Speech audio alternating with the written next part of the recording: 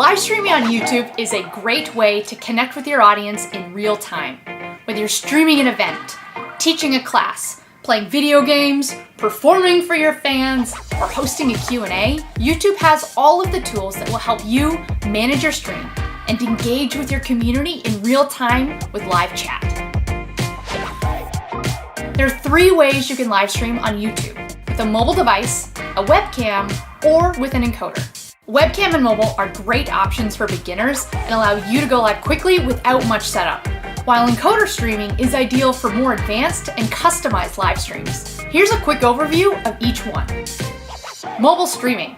You can stream from the YouTube app with a mobile device. With a YouTube channel can easily live stream using webcam and your computer. Streaming this way doesn't require extra software, and since most computers have built-in cameras, this option requires no extra equipment.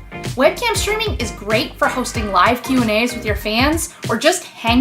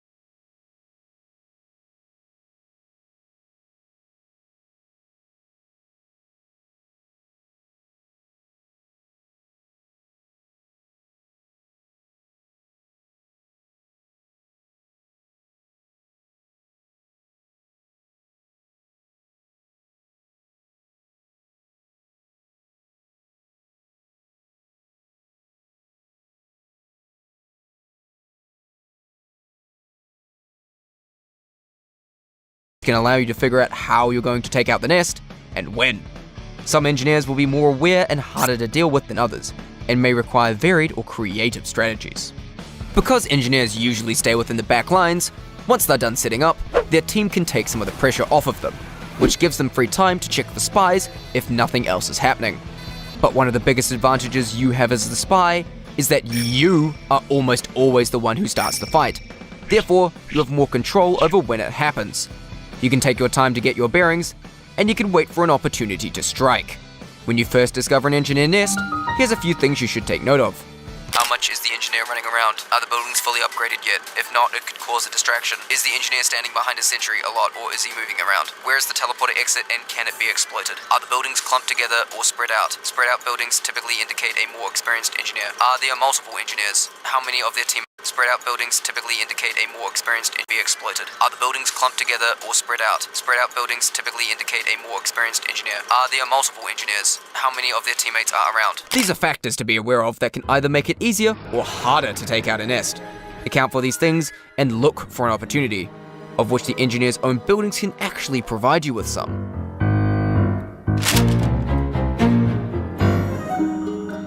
Since disguises full dispensers, you can actually get health and ammo off of it for yourself. And even better, it's able to refill your cloak meter. This is what I like to call dispenser leeching. If you disguise, cloak, and stand on top of an enemy dispenser, you can remain cloaked indefinitely, while getting healed. At level 1, it'll keep your cloak meter where it is, but at level 2 or 3, it'll actually refill it. This can also be a good trick for waiting out an opportunity or observing undercover, aka discount cloak and dagger. Engineers themselves rarely stand on the dispenser unless using it for leverage, or because of that glitch where standing on top of it gives you double metal. But watch out for enemy players standing inside it and colliding with you. Some engineers may use dispensers to block potential spies, but there are very few situations where it can't be jumped over or has another path around. Because the dispenser is the least important building to destroy, if you kill the engineer and successfully sap the rest of the nest, it may even be worth quickly disguising and using the dispenser yourself before destroying that too. Play around the dispenser right, and it can actually help you. Play around the sentry wrong, and it'll kill.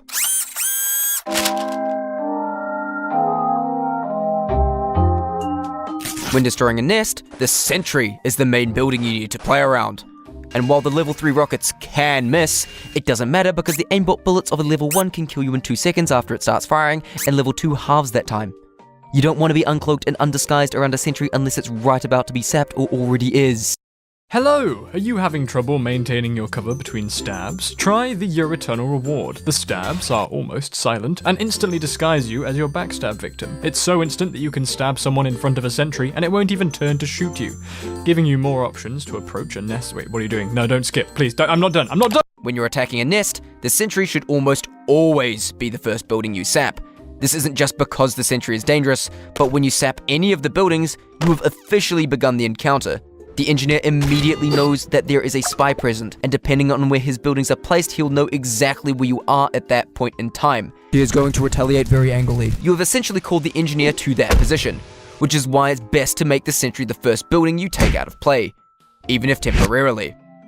Though if one of the buildings is placed outside of the sentry's range, you can sap that first to make the engineer leave the sentry. This can either be used for a distraction, a setup for an unexpected stab, or to lure him away from his sentry to take him out. Because as we know, spy engineer has a shotgun. You think the engineer is defenseless? Foolish.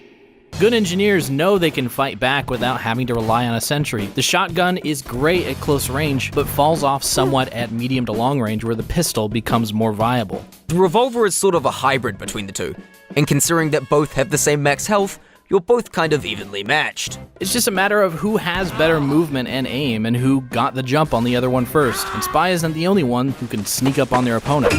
You can also attempt a trick stab, but know that the engineer is capable of killing you in 2 hits with his melee, unless our least favorite mechanic in the game is in play. Anyway, you were going to talk about teleporters now? Yep.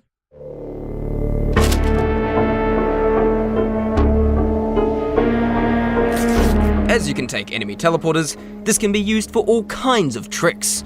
Teleporters are often placed right inside the nest, so it may actually be worth finding the entrance, as you can use it to get right to the unsuspecting engineer. On top of that, players who recently used a teleporter have this team-colored glow effect, which can actually help sell your disguise because it makes you look like a teammate who just arrived and is getting their bearings, allowing you to get closer to the engineer. Also, as mentioned previously, if you get teleported inside the hitbox of an enemy player, they rupture instantly. But just randomly taking the teleporter has the chance of telefragging some random unfortunate player. And if the engineer is turtling and standing on top of his teleporter the whole time... Oh yeah, and when near enemy teleporters, be careful about running over them because it might just get you killed in one of the dumbest ways possible. I'm so stupid. I'm so stupid. I walked over a teleporter and someone came through it. Now that we've talked about how to play around each of the buildings, which one should you destroy first?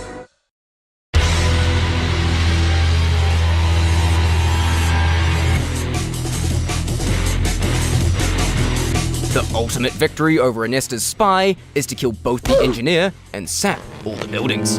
However, you don't always have to try to do it all at once. Even just killing the engineer or getting a key building destroyed can lead to further problems. The four main components that make up a nest are the engineer, sentry, dispenser, and teleporters, each serving the function of maintenance, defense, supply, and transport respectively. Destroying any one of them will eliminate that component of the nest until it can be rebuilt, and can cripple the livelihood of the rest of the nest.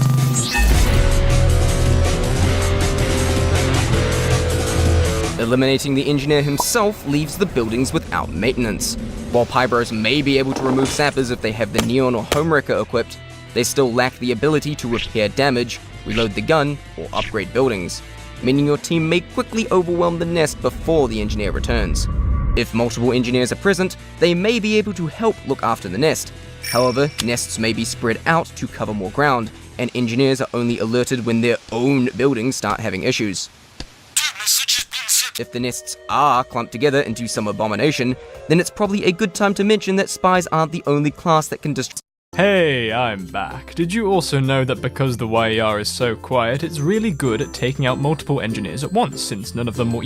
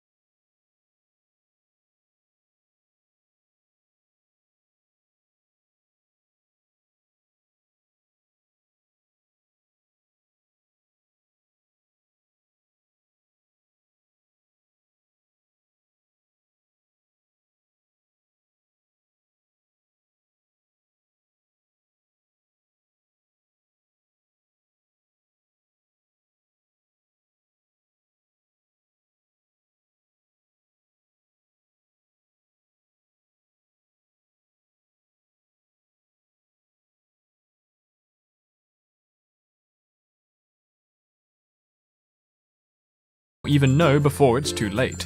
The multiple sentries give them a false sense of security that this wonderful knife can exploit. Targeted ads are great, aren't they?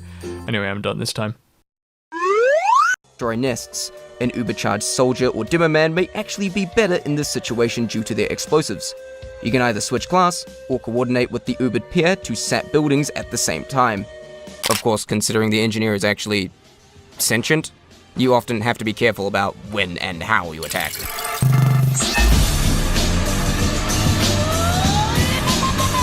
The sentry is good at stopping overconfident power classes from pushing into the back line, and defends the rest of the nest. If destroyed, it leaves the rest of the nest very vulnerable to attack, as the engineer frantically attempts to rebuild it.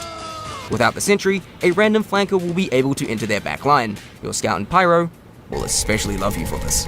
If you manage to destroy the sentry, but some of the nest still remains, it's best to alert your team that this is the case so they can immediately capitalize on it and finish what you started. And yes, I know team coordination isn't that common in casual games, blah blah blah, but hey, it's worth a shot.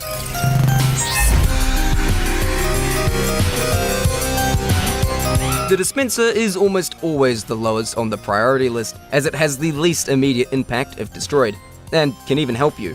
Destroying it is still a massive inconvenience for the engineer and his team that was using it, but you don't see anyone going, Dispenser down! Push in!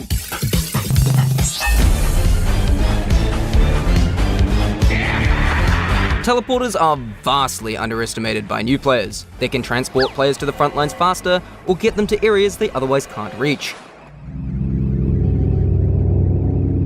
Entrances are almost always placed at their spawn, so the exit basically acts as a respawn beacon, which results in their team grouping up around that nest, and providing it with a solid frontline defense.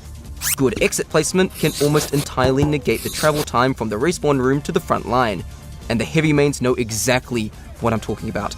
It can be a blessing. Which means if you take the teleporter out of play, you've effectively increased the respawn time of the entire team. Dead players come back far slower and less from a centralized area, reducing the pressure they can put on your team and the amount of people that can guard the nest, potentially leading to it getting overwhelmed and destroyed. Sentries get kills, dispensers save lives, And teleporters win games. Yeah.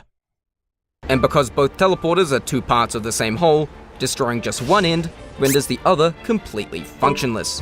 This makes it worth it to run to the enemy spawn just to sap and shoot the teleporter entrance, leaving the engineer with a dilemma. They either run back to spawn to repair the entrance, but leave their nest without maintenance, or forget about the teleporter and just keep the rest of the nest maintained. Thankfully for you, there is no secret third option.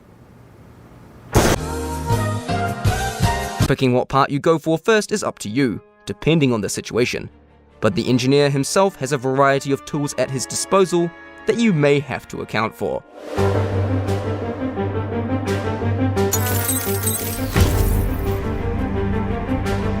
This robot hand changes the engineer playstyle the most, replacing his sentries with mini sentries.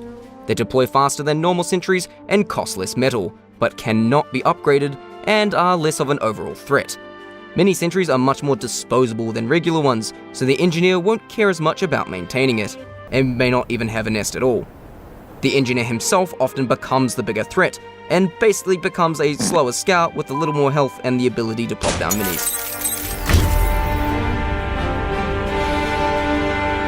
This wrench allows the engineer, from anywhere on the map, to teleport either to his spawn or teleporter exit, albeit locking him in a short animation in the process. This thing is the main counter to destroying the entrance at spawn strat, as the engineer can waste little time getting it replaced. They can even teleport to the exit if it's being sapped, so really watch out if you suspect they have this equipped, especially since they just kind of appear at the exit. Though knowing this, if you can figure out what direction the teleporter is facing, you can trick engineers into teleporting to a backstab. Engineers running this will typically lean towards a more active and mobile playstyle. Really watch out if you suspect they have this equipped, especially since they just kind of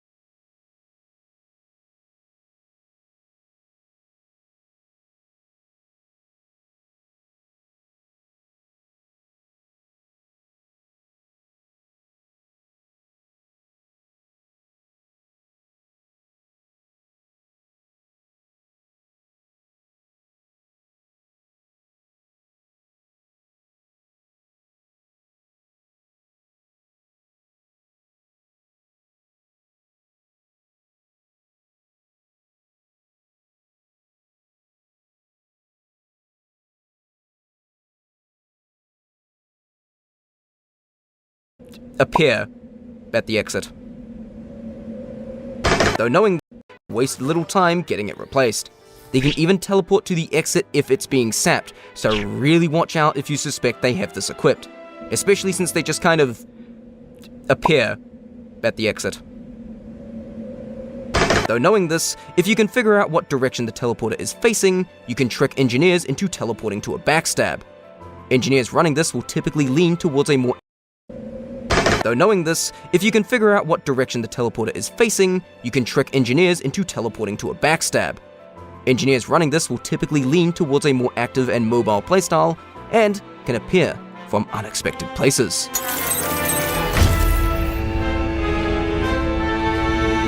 This weapon applies an 8-second bleed on hit, which may seem good for catching spies, until you remember the cloak halves the duration of debuffs, and considering it can't random crit, it's not actually as much of a threat to spies as it may seem. Of all the wrenches, it certainly is one of them.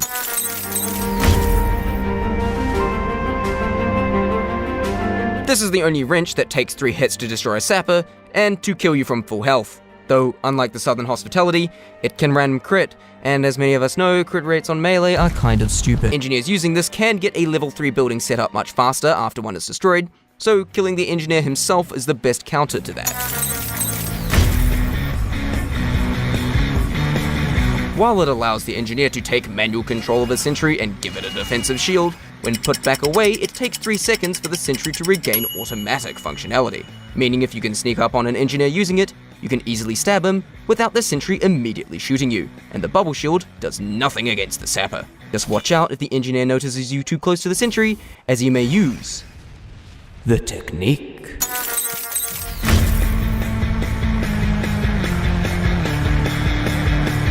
Its primary fire is okay, but it's the secondary fire that creates the big annoying energy ball.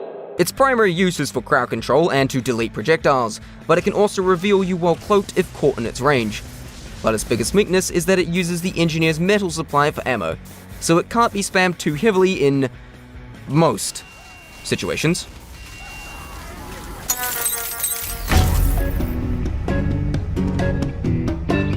This gun is notably worse in situations, so it can range for crowd secondary fire that primary fire. The technique. The sapper, just without the sentry immediately shooting you, and the bubble shield does nothing against the sapper. Just watch out if the engineer notices you too close to the sentry, as he may use the technique.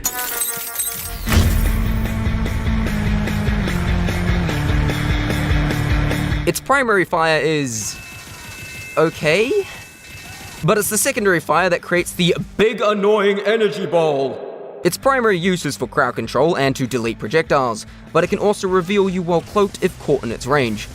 But its biggest weakness is that it uses the engineer's metal supply for ammo, so it can't be spammed too heavily in most situations.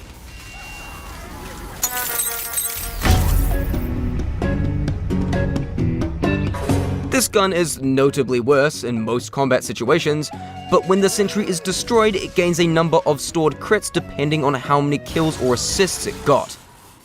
This is very deadly. If they do currently have stored crits, you will be able to see the gun glowing, but some engineers may hide this by not pulling it out until the last second. Not to mention, the crits are gained instantly upon the sentry's destruction, which can give you a massive shock if you aren't ready for it.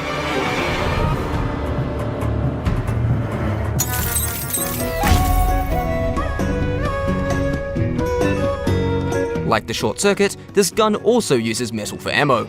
However, it does give back metal depending on damage dealt. If at close enough range, it can actually refund or even refill the metal used to fire, and it doesn't have to reload.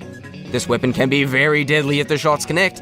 However, metal isn't refunded when shooting disguised spies, so make of that what you will.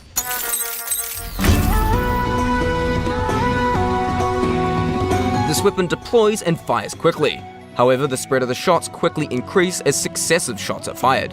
This makes it more deadly at close range, but fall off quicker than other shotguns at range.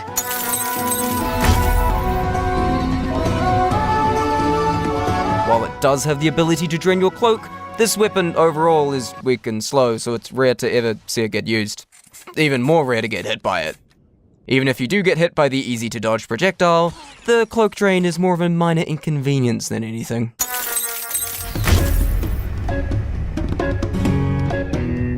Instead of being a traditional shotgun, it fires bolts that have the ability to repair buildings from range, which helps engineers not be glued. Fires bolts that have the ability to repair buildings from range, which helps engineers not be glued to their buildings the whole time.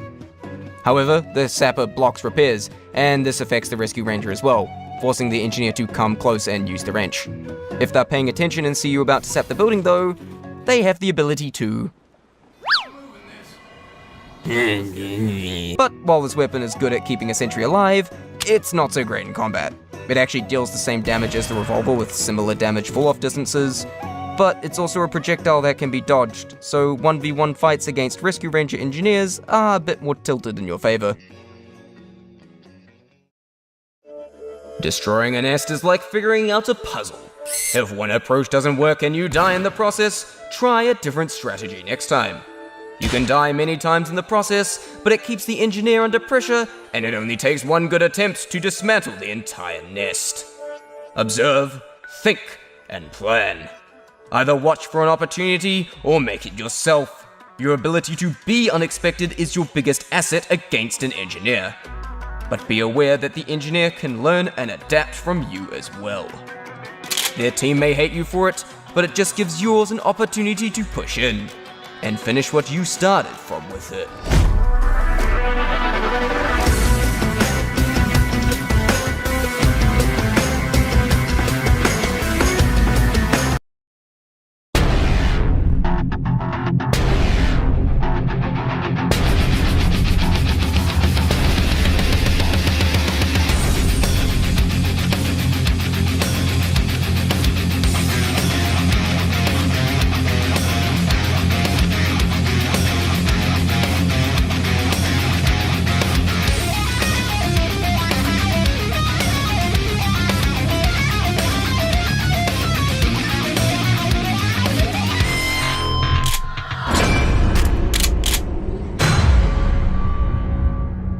Spy is not a combat class. He is a stealth class, and he typically dies when being spotted, so you'll want to avoid that as much as possible.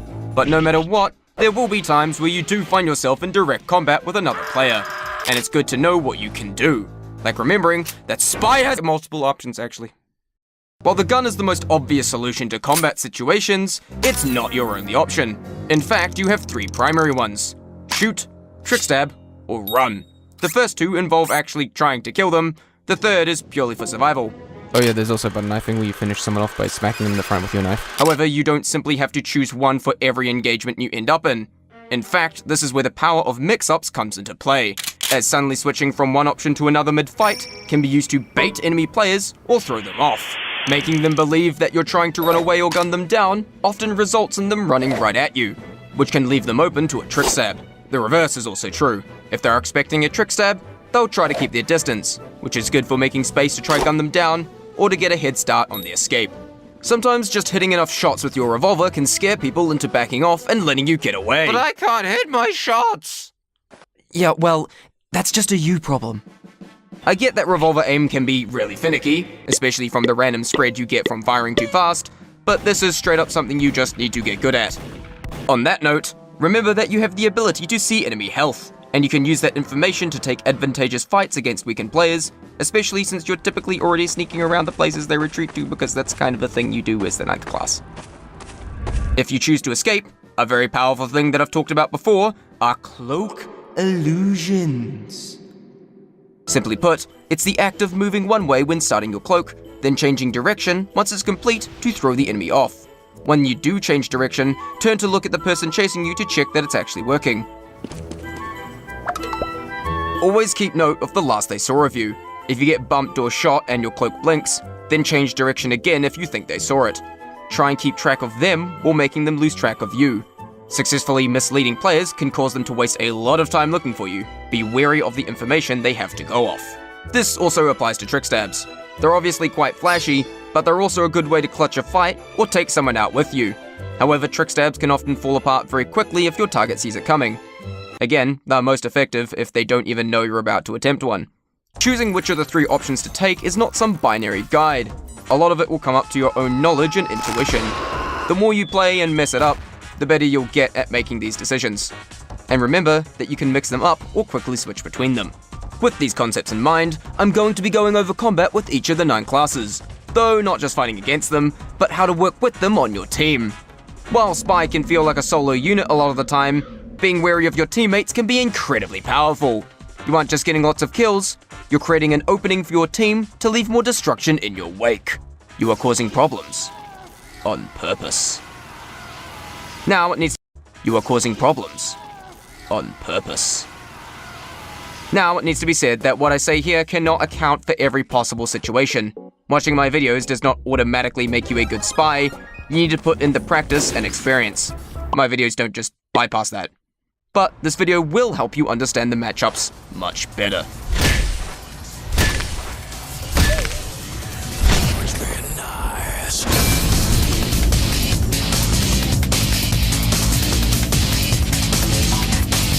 Scouts like to move a lot. Good scout players will use their high speed to make themselves hard to hit, often juking and changing direction constantly. However, this is offset by their low health, as they can go down relatively fast if you actually do hit them. The best place to fight a scout is in a smaller room, as it heavily restricts their range of movement, making it much easier to hit them, as they have less options since they can't just no-clip. He's in the walls. He's in the goddamn wall! Like the scout, you should also try to move erratically to make him miss his shots. You may not be as fast, but that means smaller spaces aren't as restrictive on your movement. Now, being the only class that can outrun you, cloak illusions are very important when escaping them, and open spaces are much better to go when doing so, as it gives you a massive range of movement, making it hard for them to narrow down your location. It's also worth noting that, like with Afterburn and other debuffs, being cloaked halves the duration of their Mad Milk, allowing you to get rid of it and lose them. Though, when you do actually sneak up behind a scout for a normal backstab, it can be a bit awkward since even though they don't know you're there, they're still faster than you because they overdosed on energy drinks.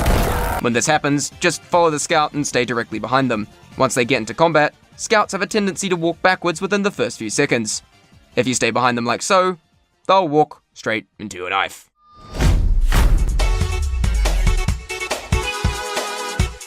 You and the scout are both flankers. You get behind the enemy lines to cause problems from unexpected angles.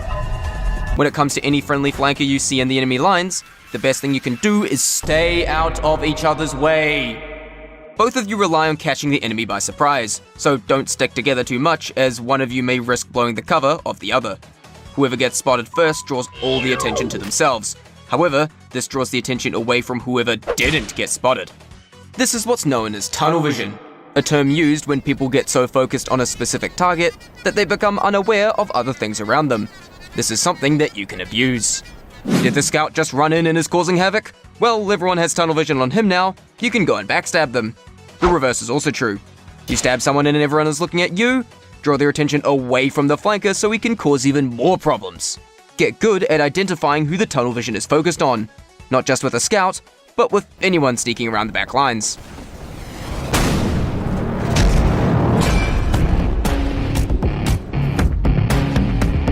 Soldier is the jack-of-all-trades class, and is often very common. With their rocket launcher, they often have the advantage of splash damage. Yes, we'll get to you later. This allows them to pre-fire corners and deal damage to targets they can't even see. Unlike Scout, wide open areas are actually much better for finding them than enclosed ones, as it allows you to much more easily avoid splash damage. You can limit their options further by staying away from the walls, or even taking the high ground! This can force them to hit you with a direct, or try to rocket jump up to bomb you from above.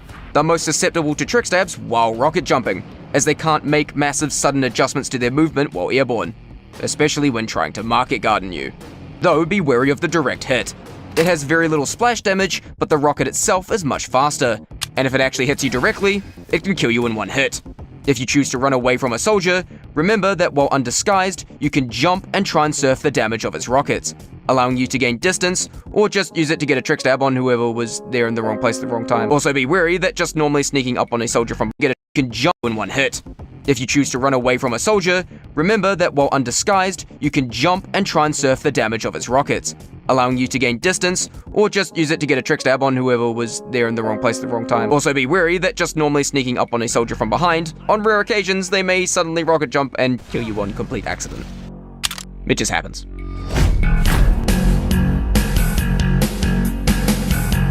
Soldiers make up the main grunt of the team, so simply watch where they are and take advantage of the attention they may draw to themselves. They lack a hard counter, so the best thing you can do is enhance their strengths. Soldiers are known for being good against sentries due to their splash, so helping out a soldier by sapping a sentry can be a really effective combo to start a push.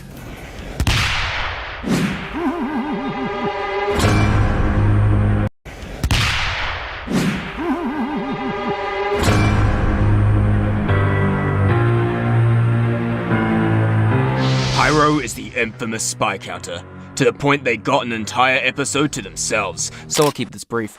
The main weakness of a pyro is range. Flare guns exist, but aren't nearly as deadly. Some pyros like to stay in small spaces to ambush and account for their range weakness. Baiting them out of these areas can let you gun them down from range, as they have little to no cover to avoid your shots.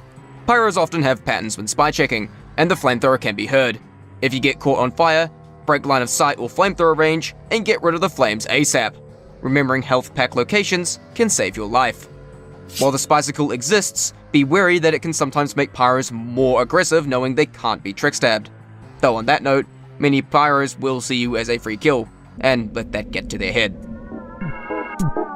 They'll start running right at you, which can often leave them very susceptible to trick stabs, though they can air blast if they see it coming. I go into much more detail in the Dealing with Pyros episode, and to clarify, I didn't bring up all of Pyro's unlocks in that video because I felt they weren't important enough to the matchup. Pyros have very good crowd control and are great at causing chaos around them. Running right at your friendly pyro is a great way to escape danger, as they can act as a sudden roadblock. Pyros are known to struggle when pushing into sentry nests, even when Ubered. But this is mainly due to the knockback, so sapping a sentry can also be a great way to give your pyro an opening to take full advantage of their crowd control.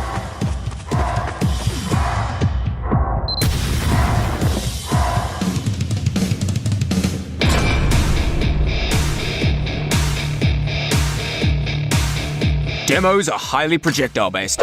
When fighting them, just gun them down while dodging their pipes and staying away from stickies. Demos don't like to shoot you with pipes when you're too close to them, as to avoid self-inflicted explosion damage. Damn, he blew up. With sticky bombs, imagine a sphere around it that roughly gauges its range. When fighting the demo, you want to stay out of it. If you're cloaked and see sticky bombs in your path, get past them as soon as possible and cross your fingers that the demo doesn't happen to detonate when you do. It's also worth noting that you can destroy sticky bombs with your revolver, though you should only do this to disarm a trap, and stay away from them while doing so. Similar to a soldier, they make up the main grunt of the team, so there's not really much else to fighting them.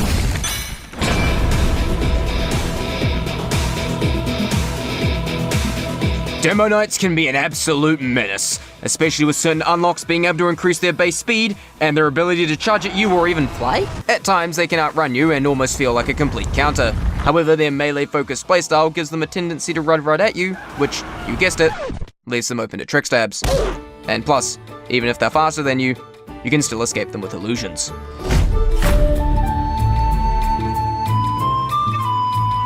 Friendly demos to you are quite similar to soldiers. There's not much else to say here, as both are known for being really good at destroying nests, so assisting them in that process helps all the same.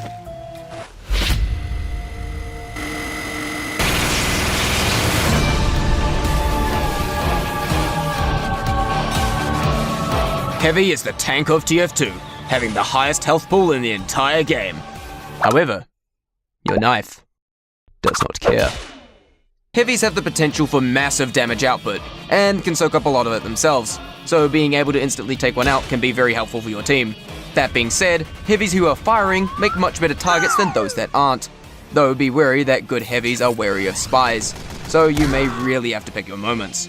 You can use the sound of their gun to tell if they're revved up, unless they have the Tomislav. If you get spotted and they start firing at you, the sustained damage of the minigun allows them to track you.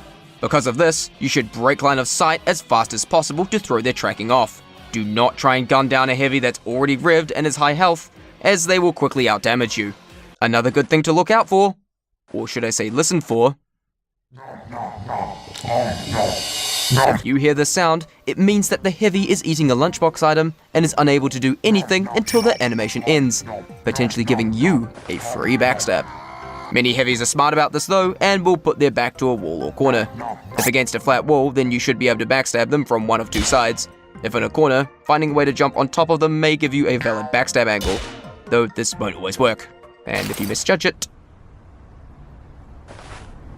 And if a heavy turns around at the last second before you stab, either break line of sight or go for a quick matador while you're still right in their face. Wait, wrong type of friendly. Wait, wrong type of friendly. That's not what I meant. Look, I don't know. Just keep them alive. They'll probably give you sandwiches, knowingly sabotaging their own team, and plus disguising as them right in front of them is a pretty funny joke. It's pretty funny. A really funny guy. Heavies that are actually on your team draw a ton of attention due to their aforementioned high damage output and just being big. They're loud and obvious, and a big target for the enemy team, so take advantage of the attention they draw. Keep an eye out for any sniper that may be lining up a shot on them, and take them out before they do so, thus prolonging your heavy's rampage.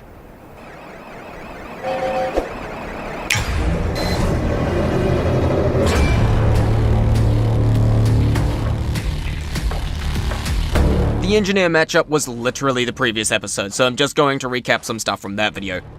Taking out nests often requires good strategic plays and quick thinking. Take the sentry out of play ASAP before attacking the engineer, and it will put both of you on relatively equal ground in a 1v1. Always make sure the teleporter goes down. Do not underestimate its power to the team. It effectively acts as a respawn beacon and can get enemy players to the front lines much faster. As a certain engineer main once said, you put down a teleporter and you're a winner. You're a winner. Game win. Nests in general are really good at stopping pushes. When your team is pushing forward and the enemy engineer is trying to set up an advance, going ahead and disrupting that process can prevent them from setting up a nest in time before your team arrives. Identify which nest and building is being the biggest problem, and put pressure on it. If you want more detail on how to approach this matchup, check out the episode specifically dedicated to it.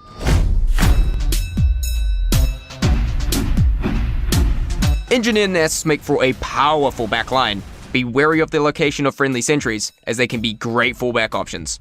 Try keep an eye out for enemy players preparing to attack or take out the nest, and stop them in their tracks, as that keeps the supportive hold of the nest alive. When taking teleporters, it can be a good habit to cloak as you do, just in case you end up closer to the action than you'd expect. A dispenser is usually nearby, and restoring cloak from it doesn't eat up the dispenser's ammo pool. And plus, you can even crouch inside of it for dispenser armor.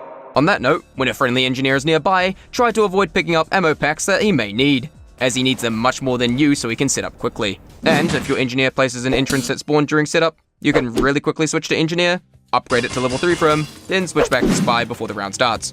It's highly appreciated and saves the engineer precious time.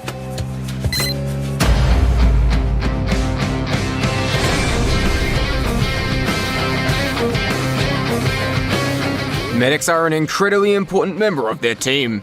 Their healing keeps their team alive for a lot longer and undoes damage that your team deals. The stock Uber charge grants complete damage immunity for 8 seconds, making it arguably the most powerful move in the entire game. Medics build their Uber over time while alive, taking roughly 40 to 60 seconds. This is under the assumption they're actually healing people, which they should be. Successfully managing to pop one allows them to push into the enemy and deal a massive amount of damage. That being said, getting a backstab on a medic can do an immense amount of damage to the progress of the enemy team. Not only have they temporarily lost their healer, but you've also erased any Uber charge they may have had. Even if they didn't have much, time is still wasted as they wait to respawn and start building again. Sometimes you may fail to get a backstab on a medic, but the next best thing you can do is to make them panic pop, which is when they use an Uber to keep themselves alive. While this isn't as good as dropping an Uber, you have effectively made them waste it. Medics play a constant balancing act of staying close enough to the action to effectively heal, but not getting too close to the danger, so they tend to stay right behind the front line. Though be aware they can turn around while healing, and they may use this to check their back for potential French men. Good disguise acting can trick them into healing and running right up to you. You can use this to double back and stab them while getting healed. Ultimate betrayal. In rare cases, if you're doing a really good job, they may even Uber charge you. If this happens, just try to play it off for at least a few seconds, then try to drag them into danger once it wears off. Ultimate betrayal. Just be aware that hitting a disguised spy with the crossbow still gives the enemy hit sound, so that can potentially give you away if hit by one. And also be aware of the Uber Saw crits. Medics also have a tendency to get real tunnel visioned right before they pop an Uber, giving you a potentially golden opportunity to drop the Uber right at the last second to cause maximum emotional damage. If the Uber does get popped before you can drop it, just stick behind them and play it out with your disguise. Wait until you can see the Uber about to wear off, and stab the medic or their patient the moment it does. Their spy awareness is typically extremely low during an Uber. On that note, if you beef a stab on a medic, sometimes you can run past and stab whoever he was healing instead.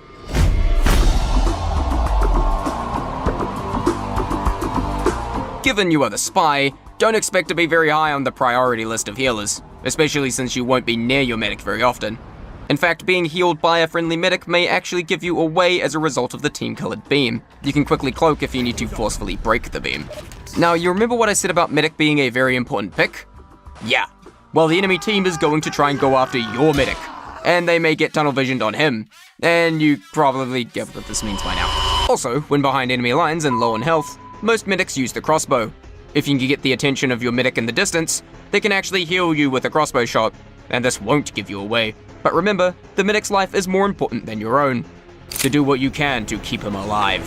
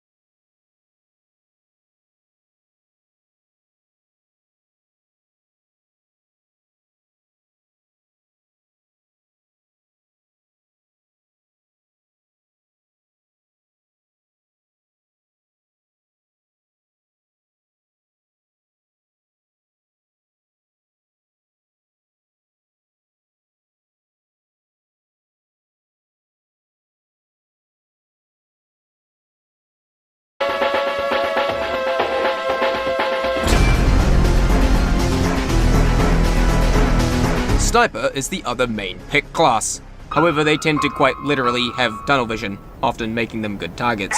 They can be a huge pain for your team to deal with, so getting a pick on a sniper, even if it gets you killed, is very much worth it. If they're wearing a Razorback, remind them that the 9th class has a primary firearm. Most revolvers can kill a sniper in 3 shots at sniper, even if it gets you killed, is very much worth it. If they're wearing a Razorback, remind them that the 9th class has a primary firearm. Most revolvers can kill a sniper in 3 shots at point blank, but the Ambassador and Enforcer can do it in just 2 with a headshot crit or disguise shot respectively. Shut up, we didn't talk about you. Just be aware, especially when taking 3 shots, that the sniper may have time to react and turn around, causing them to either attempt to quickscope or melee you, both of which have the potential to kill you instantly because of those rare high moments. A good trick is to shoot twice, then pull out your knife and finish them off when they turn around to face you, as it's easier to hit than another revolver shot. I call it the shoot stab. If a sniper manages to throw their own urine at you, like with the Mad Milk, you can half its duration by cloaking. If they have the Bushwhacker equipped as well, they may get real tunnel visioned on trying to kill you with that, which you can respond by reminding them that Spy has a gun! When trying to not get headshot yourself, just be wary of the sightlines a sniper may be watching, and use the good old habit of cloaking before rounding corners. Spy has a gun, I have a gun. Do not enter my sightline. Also beware the janky headshots of the Huntsman because look at their scuffed hitboxes, plus it Not into my sightline. Also beware the janky headshots of the Huntsman because look at their scuffed hitboxes, plus it in the Classic can headshot without being scoped, so snipers using either of them suffer much less from tunnel vision.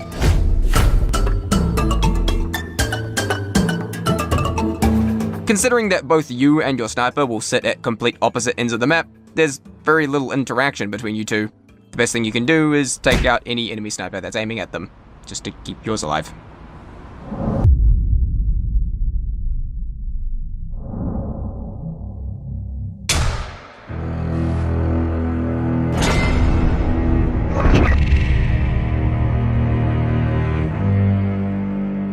Spy versus spy fights can be a bit weird and somewhat uncommon, as both of you are often on opposite sides of the map.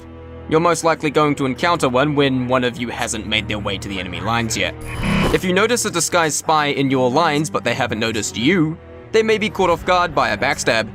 You could also disguise as a teammate and use that to trickstab them, as they don't expect to somehow be trickstabbed by a goddamn pyro. It's of course good to be wary of the inverse, as a spy might be able to unexpectedly catch you out when you're mate and use that to trickstab them, as they don't expect to somehow be trickstabbed by a goddamn pyro. Mate noticed you, they may be caught off guard by a backstab. You could also disguise as a teammate and use that to trickstab them, as they don't expect to somehow be trickstabbed by a goddamn pyro. It's of course good to be wary of the inverse, as a spy might be able to unexpectedly catch you out when you're sneaking around their lines. If you bump into another spy while you're both trying to sneak around invisibly, it's best not to bother decloaking and just be on your way. By the time you decloak, they'll probably have already lost you, and you risk blowing your own cover in the process. So just let that one awkward interaction be at that. Though if a spy does choose to fight you, remember you have the 3 options. What is this guy doing? If the enemy spy is obviously trying to trickstab you, you can challenge them and have a trickstab duel, but remember you have the option to simply refuse to play the game they're playing and just shoot them instead.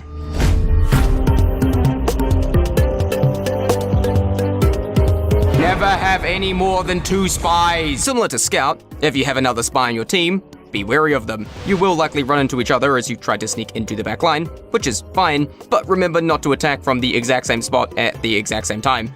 2 spies can play around each other to great effect. But like I said before, never stack any more than 2 spies. I explained in more detail why you shouldn't do this in this video, but the gist of it is, if you already have at least 2 spies, just play something else. Because you definitely know how to play other classes than spy, right? Dude, I made the same joke over a year ago. How have you not learned? Spy is a stealth class. You die when caught out, and even if that's how it goes a lot of the time, there's still ways to fight back if you know your matchups. You cannot always win fights, instead avoid them when you can, but know your options if you find yourself in one. Even if you expect to die in the process, don't go down without a fight.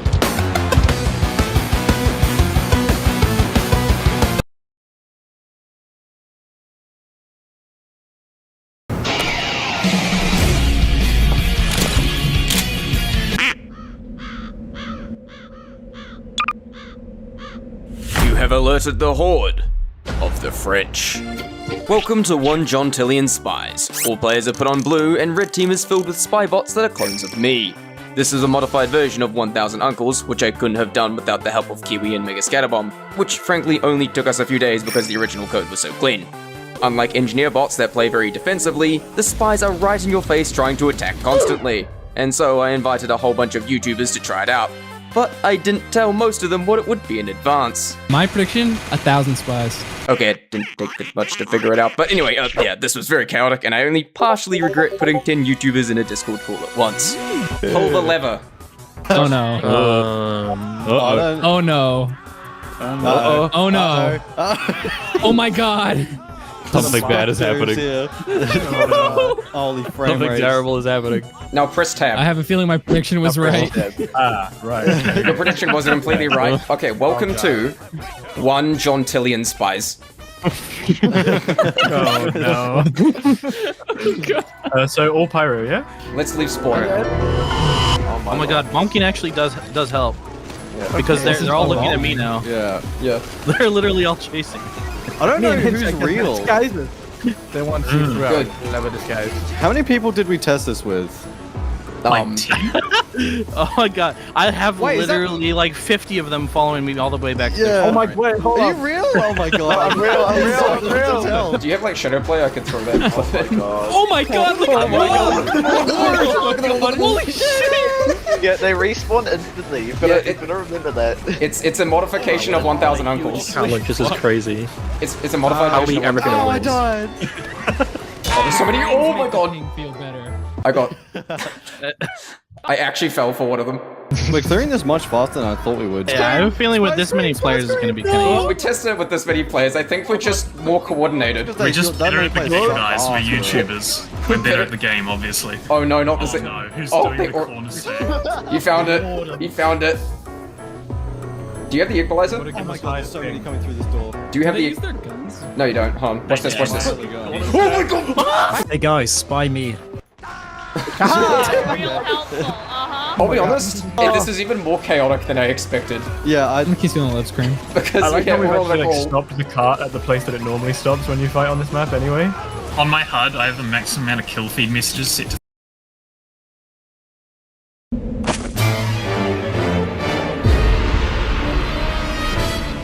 You thought engineer stacking was bad? What about literally nothing but engineers? And as a spy main, the foil to the engineer, this is a challenge I couldn't pass up. Now for those of you who haven't seen Uncle Dane's video, I'll explain the game mode very quickly to not waste the time of those that have. 1000 Uncles is a custom game mode where all players are forced to join blue, and the red team is filled with engineer bots. However, the bots are buffed, having extra health, respawning the literal instant they die, their wrench swings faster, reaches further, and one-shot sappers. It's a spiritual successor to the Engineer Fortress game mode, which Dane recreated with the help of other talented people, but made all the bots clones of himself because funny. Now, while the engineer bots are buffed, there are two things working in our favor.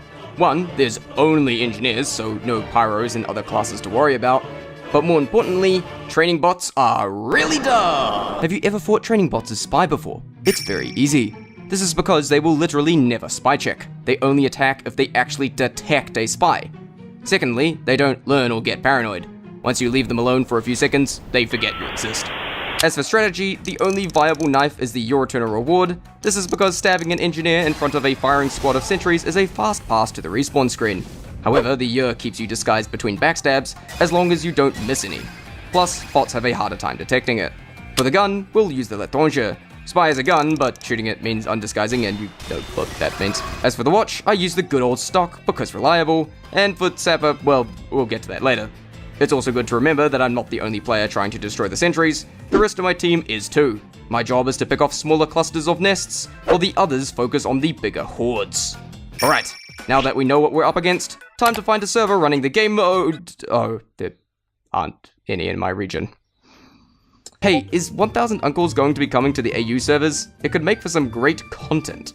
Very likely not, but the 1Ku servers have no ping limit, so you may be able to play, but at higher ping, which doesn't really matter as much as you'd think in that mode. True, but trying to stab Engies with the Yer? Not too bad.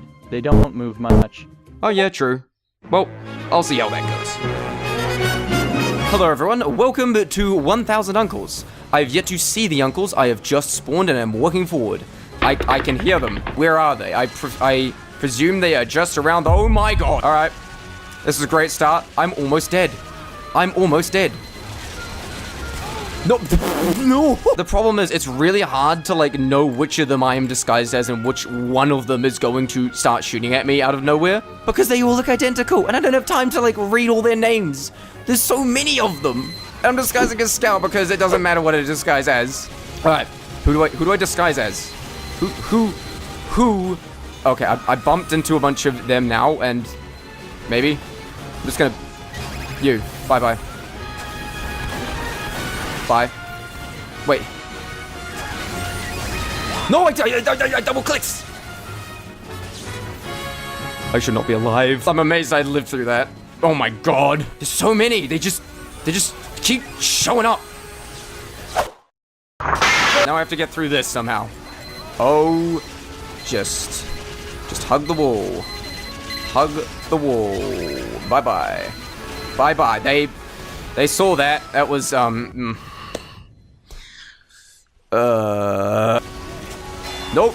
I don't turn around at the last second. Why am I cloaking? Hold on, I don't need to cloak. I'm cloaking out of habit, but the thing is, these are bots. They always fall for disguises. Here we go. Push the cart, teammates. I'm actually being useful for once. Oh my god, there's so many. What do I do? Okay, there's one right here. There's one right here I can take out. No, there's more. Just gonna like mine now. And I'm just gonna use it. Mine now. And I'm just gonna use it. It just keeps showing up. Why am I being shot at? Is that the guy I'm disguised as? What? Why did I go? Oh, someone walked behind me, didn't they? I was too busy being in awe of the sheer amount of sentry guns. Uh-huh. No, I need to just sit here and make my way through. Okay, yay, lovely. How, okay, this is not my problem. I'm going to go through this way. Once the gate opens. Now, please, open. There we go. I'm gonna see if I can do some damage, like, back here.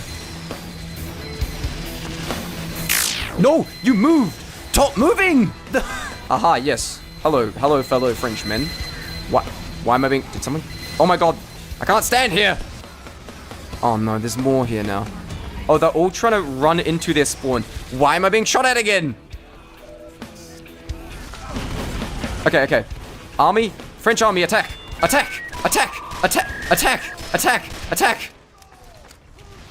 One health. Yay.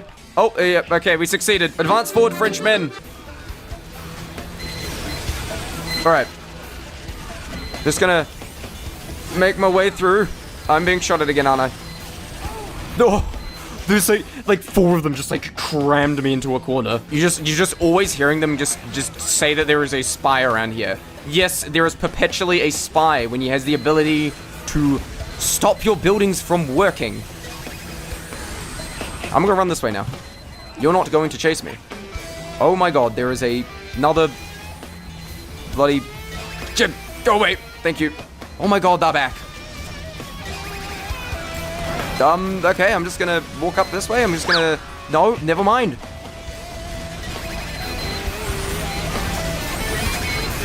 Got him. Go. I'm getting shot.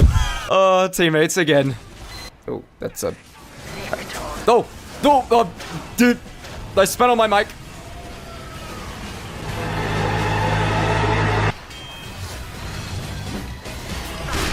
Did you... Oh yeah, look at how delayed that hit sound is. That's my ping to the server because there are no servers running this with favorable ping. Time to confront the horde. Look at that ominous sight. Just gonna You see the most difficult part is figuring out how to get past the wall of sentries. That one's already dealt with. I don't need to worry about that one. I need to find like one of the more isolated parts.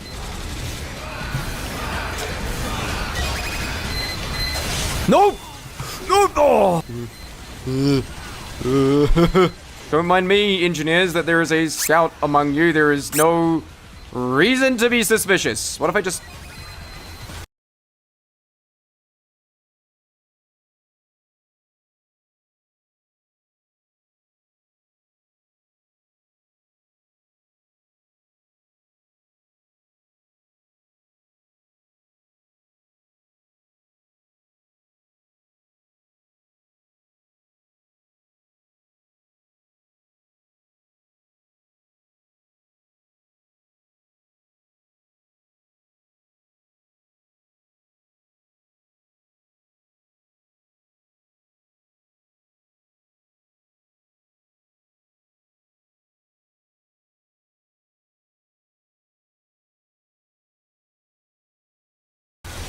Oh my...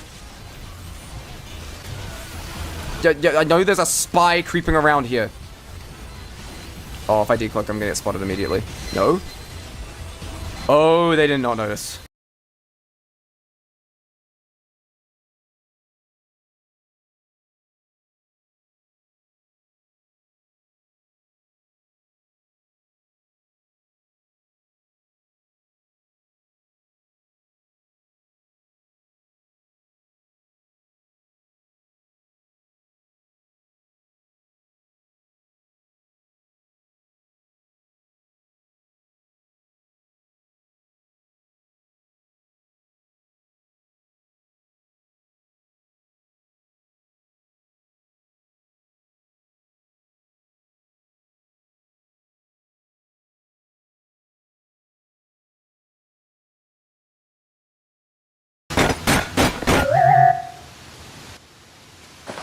Wait, what happened? Yeah, so in case you're living under the Badlands Spire, there was recently a mass ban wave against almost all bots and bot hosters that is still ongoing. It's been so effective that casual is now 99.9% bot-free. Man, I sound like a soap advert. This is an absolutely awesome move from Valve, but we aren't out of the woods yet. It's not clear how long they plan to maintain this new system for bans. We need to hold them accountable and stay vigilant, especially as the summer update draws near. But one thing you can do is enjoy TF2. Play some casual and have some dumb hassle-free fun. Show Valve how much people love this game and how making casual consistently playable brings players back. This game is honestly one of the most fun PvP shooters I've ever played, and if you've felt the same way, now's a good time to remind yourself of that. Also, this was my second attempt recording this video, as I wanted to put a bit more energy into it. I put the first one on my second channel if you want a more laid-back live commentary instead, or just curious. Anyway, have fun. Alrighty, we're back in TF2. Already, quite chaotic. Lots of things are happening right now. A lot of things are happening. Oh, please. Okay. Oh, there's 2 NGs. Okay, I've got to be, like, really careful and stuff. Never mind. I don't as much. Alright. Just gonna look. Let's see. He's doing things.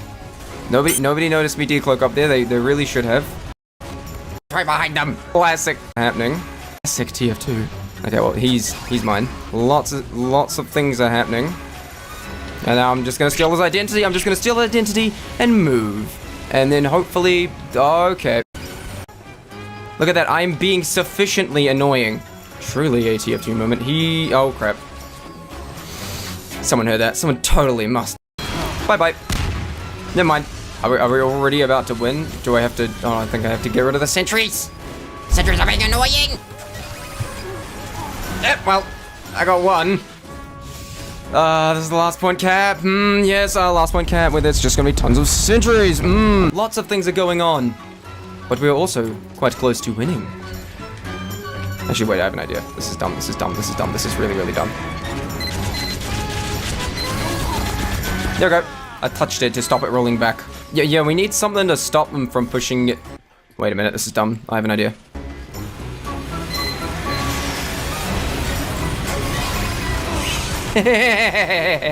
Yeah!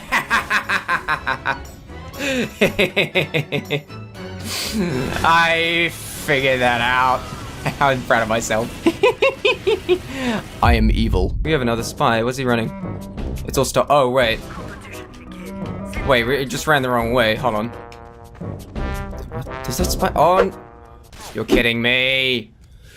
You're kidding me with through spy. I mean, I can not play spy, but that's also what everyone kind of expects me to do.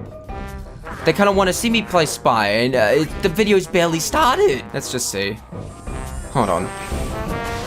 First thing.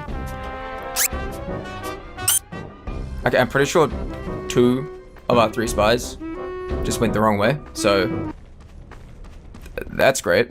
I think half our team went the wrong way. Actually, we are probably very screwed. I should have bought Cloak and Dagger for this. There's so many things going wrong. What's going on? Okay, one of the spies switched off.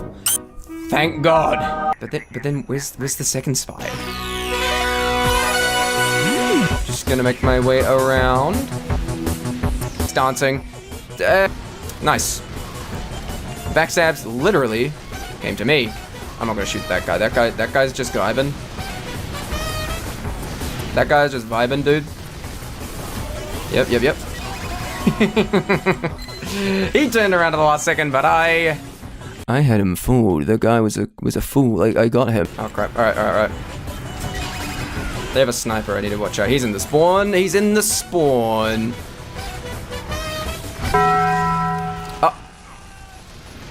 Oh, okay, okay, that works. Okay. Oh, the spawn.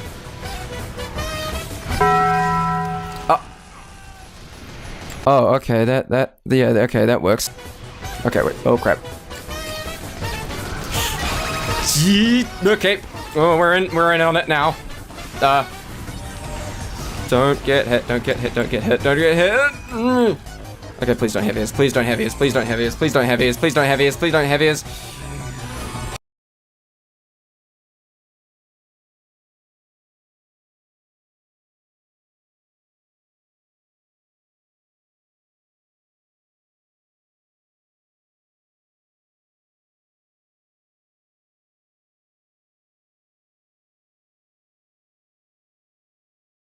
Scam. Verb. Use deception.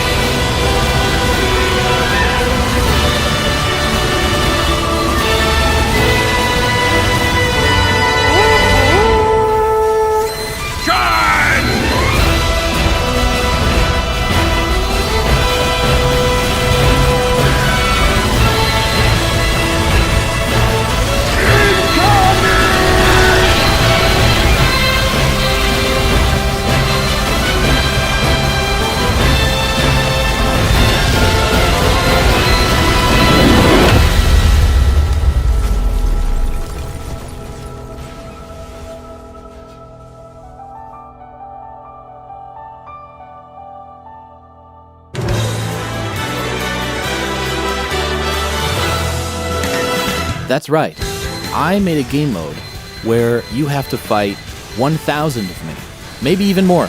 Over the course of the last year and a half, this has been a side project that myself and a small team of developers have built from the ground up. Why?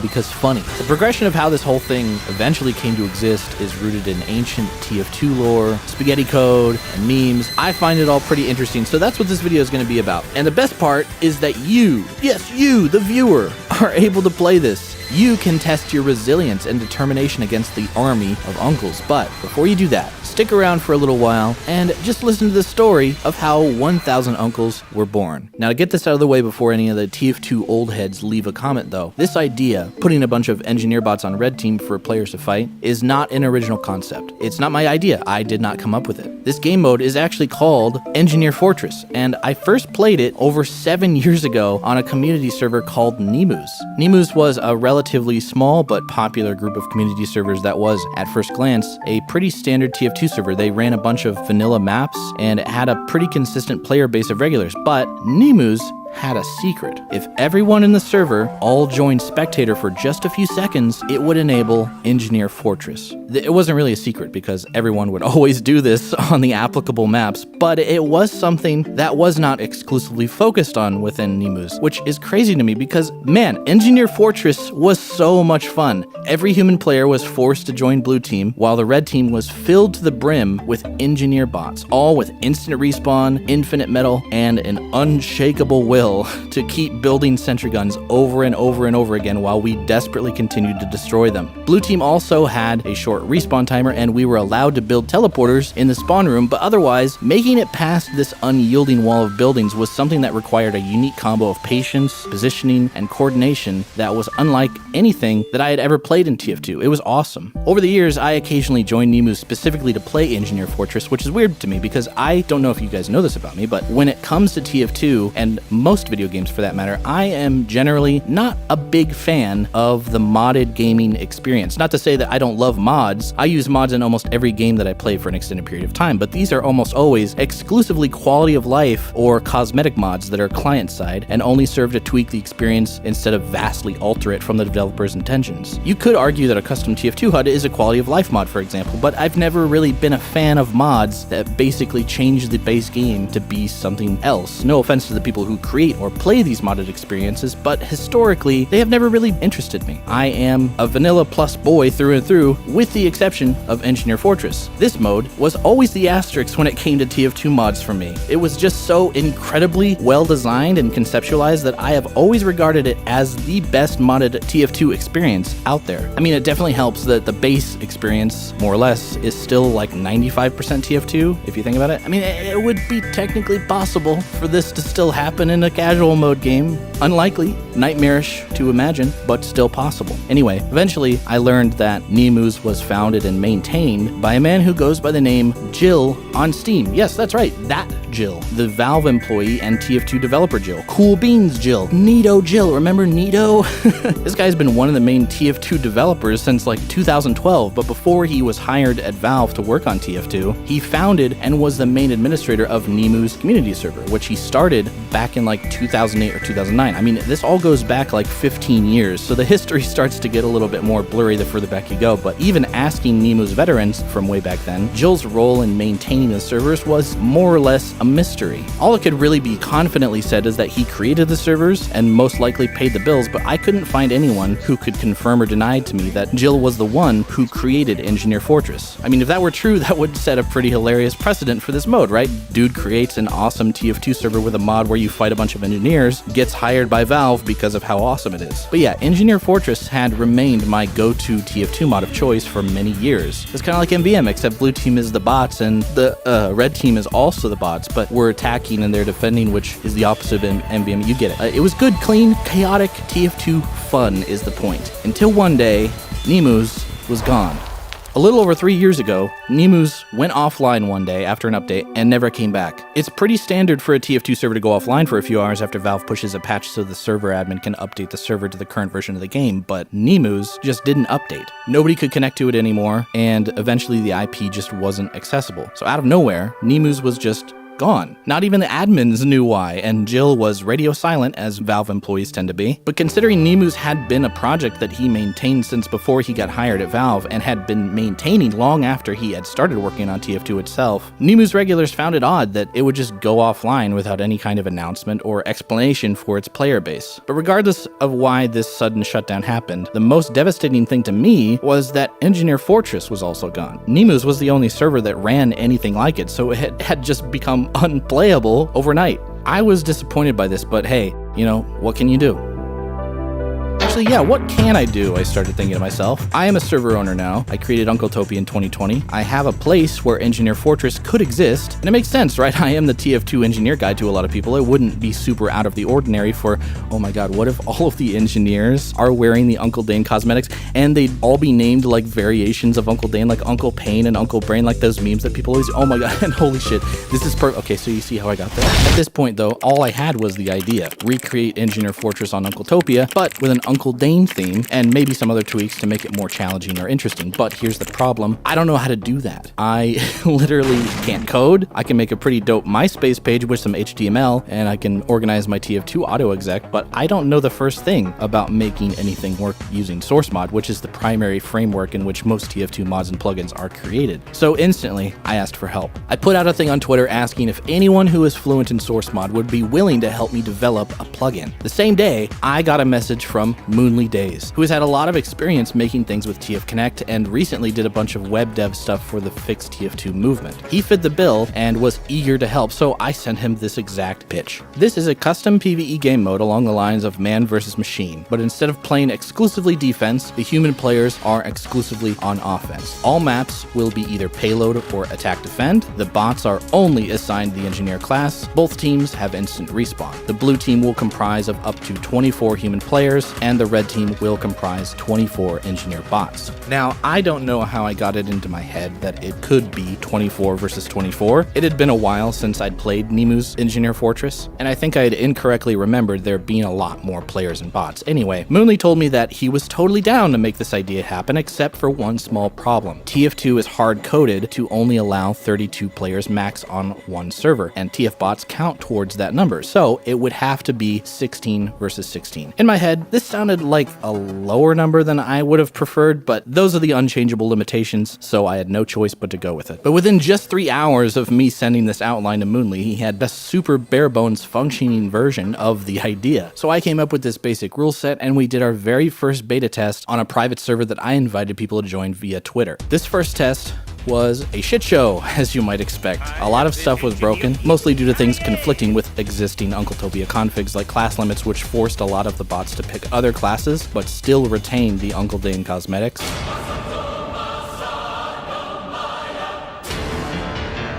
Truly horrifying, but there was some wild shit, like if you tried to join the red team, it would make blue team sentry guns hostile towards you, which is pretty funny. Dust Bowl didn't work properly. The infinite timer made it so that we were stuck in setup after stage 1. There was a lot of editing to be done on the plugin side as expected, but the main takeaway that I got from this first playtest was just that it was too easy. It was just really easy to win. They're actually just unable to even get out. They're just stuck. Oh my god. Yeah. Blue team completely crushed the Uncles. It was no contest. Any amount of focus fire from any one player made short work of any sentry gun, and then the Uncles were just toast after that. So while Moonly worked on fixing all of the issues that we found within the plugin code, and Roto, the head admin of Uncletopia, removed all of the conflicting plugins that were breaking it before, like Vote Scramble, because yes, players figured out that you could scramble teams, and it completely ruined the entire game, as you could imagine. But I got to work on coming up with ideas for how to make it more difficult. First off, we set the bot difficulty to 3, which is the highest difficulty that the TF bots go to. During our playtest, they were set to difficulty 1, which made it so that they pretty much completely ignored spies and hardly ever did anything to defend themselves when attacked. This is something that I wanted to do from the very beginning, but when we forgot, oopsies.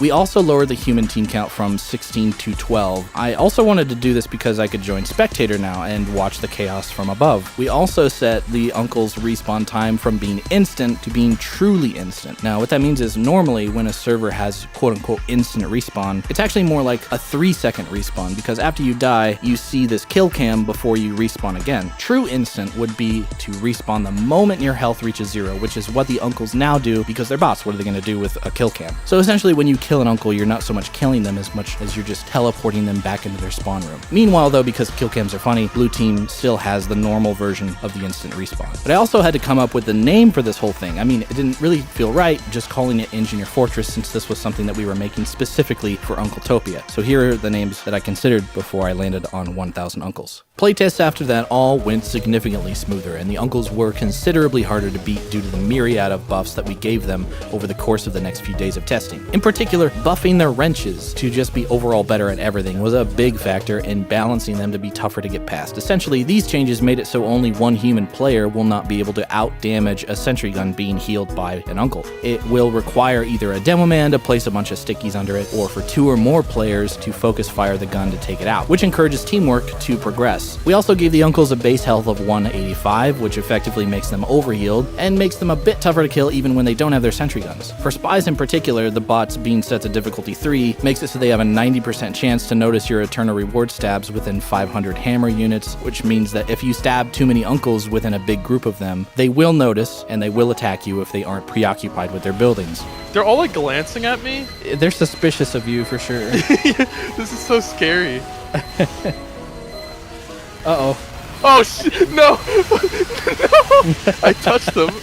The spy touched me! We also gave them 2 new weapons, the Widowmaker and the Frontier Justice, which have a 33% chance to be equipped in addition to the stock shotgun, and a little fun Easter egg that we gave them a 1% chance to equip the Golden Pan. A strange thing about the TF bot coding though is that they absolutely refuse to switch to their secondary, and will only do so if their primary weapon runs out of ammo, which practically never happens. So unfortunately, pistol slinging uncles is an extremely rare sight. But they also are just too stupid to be able to use the Wrangler or Short Circuit anyway, but I mean, could you imagine? That would be so horrible.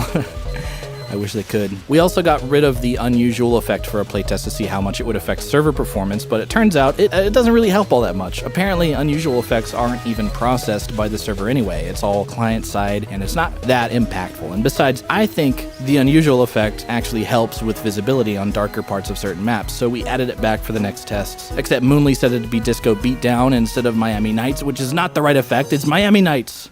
Apparently, they are very similarly named in the game files. We gave them all kill streak weapons because funny. We gave them a 100% chance to taunt after killing someone because funny. All talk is enabled so that the bots can hear us shit talking them. Halloween is enabled because funny. And the timer is not only disabled, but now it counts up instead of down, so you can see how long you've been banging your head against the endless wall of uncles and ask yourself what you've been doing with your life. The playtests that we did with all of these changes were hands down the most illuminating and challenging trials for my closeted game developer brain. But the biggest takeaway from subjecting my subscribers to 1000 Uncles was that everyone was having a blast.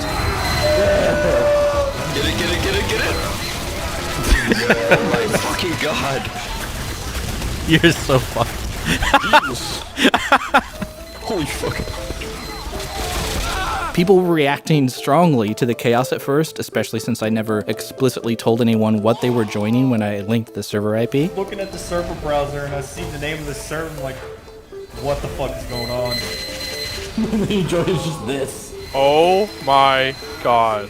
Yeah, last is something else. No, I'm just looking at this through the grate. This is the worst thing I've ever seen. But eventually, they began strategizing and coordinating with each other to try and beat it. You gotta use the lock and load here. I think the extra pipe and clip is better. Honestly, the spice trap worked pretty well. And rolling means you don't have to be Like a longer range. It was super addicting to watch these matches and see people fail and succeed in many creative ways that I had never even considered. I was super happy with the progress that this plugin had made in only a couple weeks. Except for this. This stupid error was, and has been, the final boss of making this plugin work.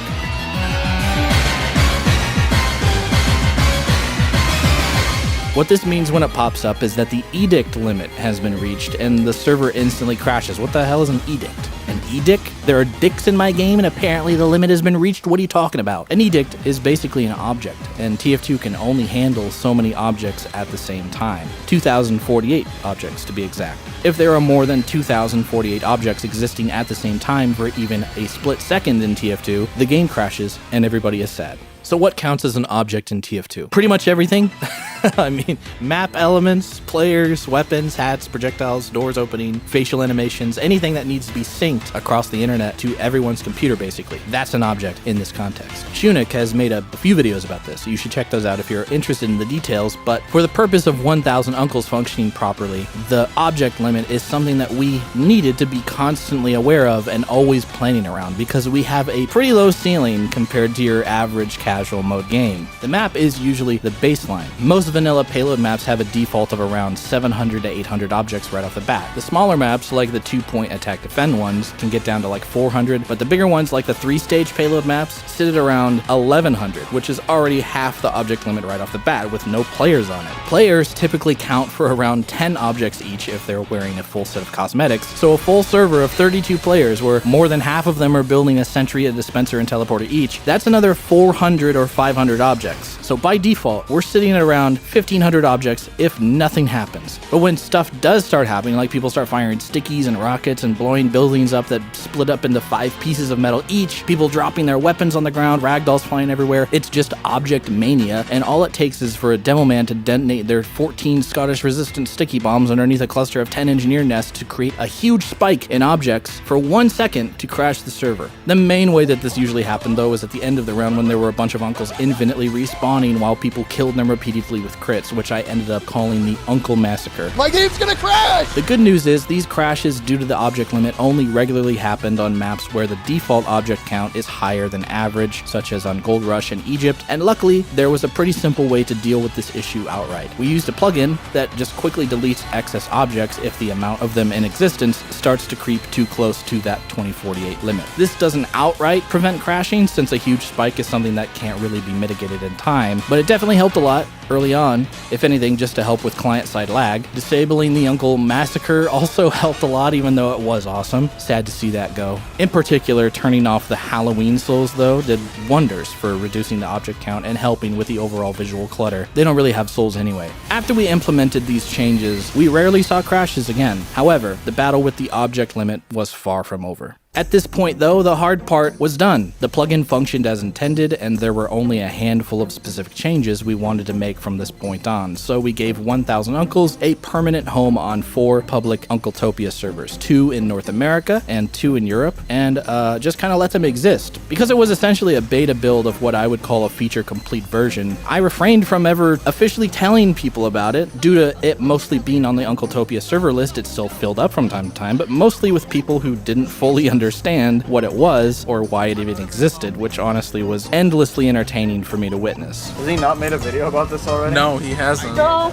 Then what is it? I don't know. In a way, the mystery of why this even was a thing at all added to the humor of it for a lot of people, so I just kind of went with it. Both me and my buddy Sam read this as the server name instead of the game mode. Like, there was no way in hell we would have expected there to be a game mode where you try to push the cart while being simultaneously beat on by hundreds of Uncle Danes. I don't know who came up with this or why they came up with this. I can only assume it was that bastard Uncle Dane himself. But after it was released to the public to stumble upon randomly and try for themselves, we mostly just wrestled with bug fixing and smaller balance changes, mostly just to optimize the player experience. One big one ended up being the removal of a spectator, because while I personally love to spectate, the limited team size made it so anyone who joined after the blue team was full, which was something that was difficult to discern from the join page, were stuck in spectator mode until someone on blue team left. And I suppose it's unsurprising to see that people who join a server only to be denied the ability to play the game were not happy about it. So we just got rid of the ability for people to join spectator, and I was able to do it by just using an admin command. Eventually down the line, we figured out a way for spectator to exist harmoniously with the player count, but for now, it was removed. But the reason that I bring this up is that we had extra slots available that previously belonged to the spectator team, and we had the opportunity to give either the humans or the uncles 4 extra team members. I think you can guess where those slots were allocated. So from that point on, the teams were officially 12 versus 20. Now, after this video, I imagine that some of you are going to go and play on one of the servers and see the madness for yourself, and I imagine that some of you are going to join and say, "Holy God, my frames! Where did they go?" Well, the unfortunate truth of this experiment is, no matter how much I try and optimize the performance of this game mode, I cannot guarantee that your PC will allow you to comfortably play on a server with 1,500 entities on it at any given moment. So that's where this video sponsor comes in,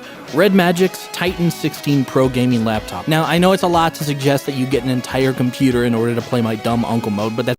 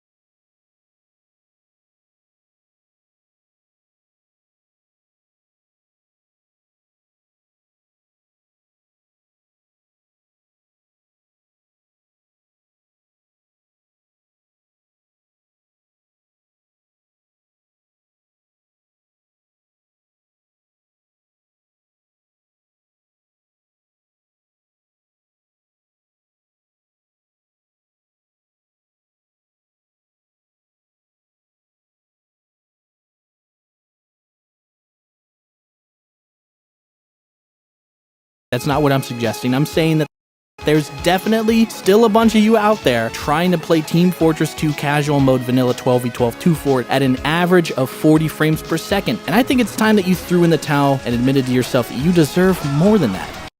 Observing from my spectator throne and playing the mode myself for many weeks after this, I got to fully witness and appreciate all of the creative and funny things that people try and do in order to win a round of 1,000 Uncles. The most volatile and chaotic strategy that I see attempted all the time is spawn camping. Now, if you can manage to get an engineer behind them that can set up a teleporter and a base at their spawn, you can pretty much effectively keep a good amount of them in spawn for a little while. The issue, however, starts to compound after enough of them build up inside of it, and it eventually becomes so overwhelming that the uncles breach containment. Over here, we have no one watching the other door. Someone got out.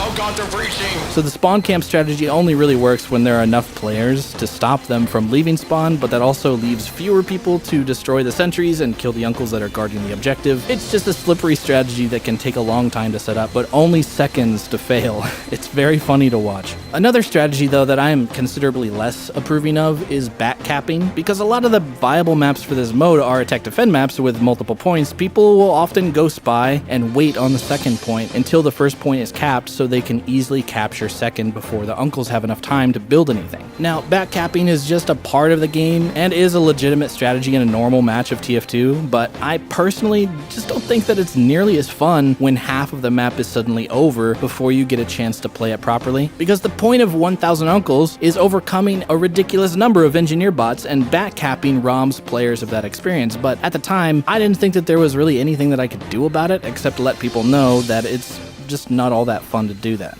At this point in the journey, though, I was overall super satisfied with the 1,000 Uncles. I mean, there were still a handful of ideas that I had knocking around to optimize it or make it a little bit more interesting, but I had basically thought of the plugin as being pretty much finished. Up until then, it had been a side project that I had cobbled into existence out of my sheer desire to play it myself, but it had proved to be such an interesting experience that I was planning on making a video about it to let people know that, if they so choose, they can join a server and fight an infinite army of Uncle Danes. So I began collecting footage and drafting out an outline for a said video when suddenly, with no warning, something happened. Thanks, and have fun.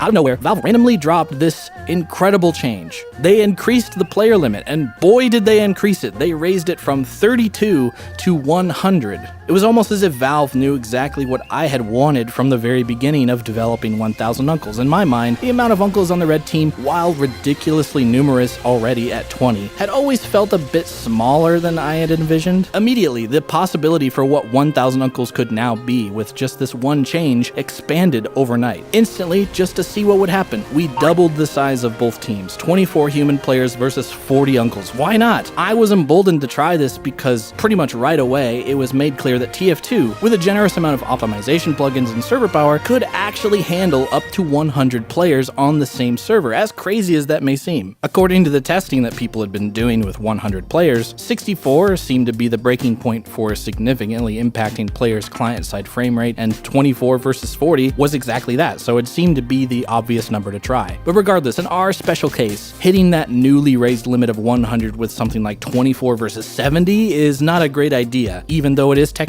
possible, simply due to that one remaining sticking point that had been giving us grief from the very beginning: the object limit, the final boss's second phase. With the doubled numbers of players and bots, a typical match on an average size map like Badwater now hovered around 1500 objects when it was a much more manageable amount before, and on larger maps, especially Gold Rush, Hoodoo, Thunder Mountain, and Egypt, it was pretty much guaranteed that a full server would eventually just straight up crash if anyone did anything even remotely impactful. The plugin that we had relied on before to clean up objects when it was getting too dicey was pretty much just always in effect at this point, and it just could not prevent crashing from large spikes. So I asked Shunick, who had given me so much hope that this would work after seeing him get almost double the amount of people to play on his servers without crashing. I asked him, what do I do? And basically his response was this: strippers! Okay, a stripper is in fact not those guys from Magic Mike. It's actually just a server config file that can say, don't load this list of map elements. So the idea is to go through a map and strip away all of the objects that are not essential to the functionality of said map. Because there are a pretty good amount of objects that a map loads that are basically only visual, such as wires or small lights. And like a bro, Shunick literally gave me his stripper config that covers pretty much every map element that is always going to be unnecessary to load. Pretty much right away, this solved about 90% of the issues that we were having hitting the object limit. I say 90% because there were still a handful of problematic maps like Gold Rush and Thunder Mountain. These remaining sticking points needed specific stripper configs in order to work, which would have entailed going into that map file and finding specific elements that are not required for that specific map to function and adding it to that list, something that I didn't have the skill set to do myself, nor my coding teammates the patience to learn how to do effectively. Shunick didn't need specific strippers for certain maps because he had solved a lot of his object limit problems by just disabling cosmetics entirely and relying heavily on the object deleting plugin, something that I was definitely not going to resort to for 1000 Uncles. But it was around this time when I was trying to figure out who out there may have already made specific stripper configs for large maps that I suddenly had a realization that for the past year, I had never actually bothered to see if there were any other server owners out there who had recreated Nemu's Engineer Fortress. I mean, Nemu's was a relatively popular server back in the day. I honestly had been pretty stupid to assume that I was the only one who remembers and missed playing Engineer Fortress and had the resources necessary to revive it. So I just looked it up, and there it was. Bangers, Engineer Fortress,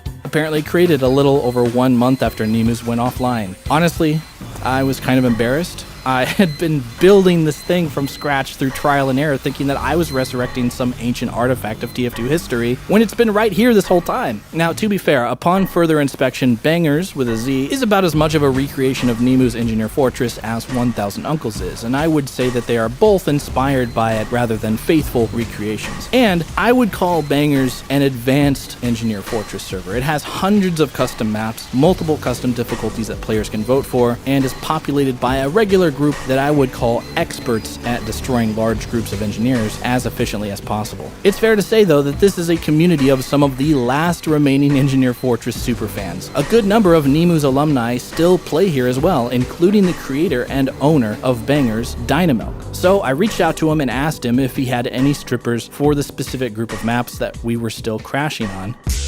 Not only did he give me pretty much every remaining stripper config I needed and then some, he has since been a great help in expanding the map pool for 1000 Uncles, because I didn't even mention this before, but since the very beginning, there was always a pretty large selection of payload and attack defend maps that simply didn't work because the Uncles just straight up refused to walk out of spawn. This is because TF bots are actually very stupid. So stupid, in fact, that they literally don't know how to walk unless there is a nav mesh telling them where to go. Remember when I talked about that one thing that one time and used nav meshes to measure the playable space of every map? Well, those actually have an intended purpose, and that is to basically map out exactly where the bots are allowed to move to, as well as give them information regarding where would be an effective place to build sentry guns, like near capture points, for example. But some maps, for whatever reason, don't provide a nav mesh by default, and I was under the impression that there was nothing that I could do about it, until Dynamelt came along and told me that no, you can easily do something about it, you idiot. You can just manually generate a nav mesh using the game's console and then upload that nav file to the server that is running the map, and it will work perfectly fine. Here,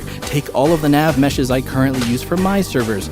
Awesome. A combination of adding all of the missing nav meshes and implementing both a universal stripper config from Shunic and the custom-made ones from Dynamilk expanded the available map pool from this to this. So shout out to Shunic for doing a lot of the groundwork on making the large player count servers function, and shout out to Dynamilk and Bangers for helping me with the rest of the issues, because it basically got me over the finish line to finally considering my version of Engineer Fortress feature complete and ready to launch. The links to all of their stuff is going to be in the description. Now, I want to make it clear that I am compressing the shit out of this timeline by about a year here. This mode was in a state of limbo for much more time than it was being actively worked on, because around the time that Valve had said that TF2 was going to be upgraded to 64-bit, there were leaks and whispers that not far behind that change was going to be an increase to the object limit as well. I had heard around the water cooler that it's supposed to be a pretty hefty increase as well, something like going from 2048 all the way up to 16,000, I've heard. I mean, if that's true, that would have essentially have solved all of the problems that we had with crashing overnight. So I spent basically all of this entire year waiting for this mythical object limit increase update to happen before I finalized 1000 Uncles and made a video about it. Unfortunately, it seems that this update is taking a lot longer than I would have hoped. It's almost like it's being worked on by Valve or something. And at the end of the day, it's not even really guaranteed that it's going to happen in the first place, so that's why this video is coming out now instead of much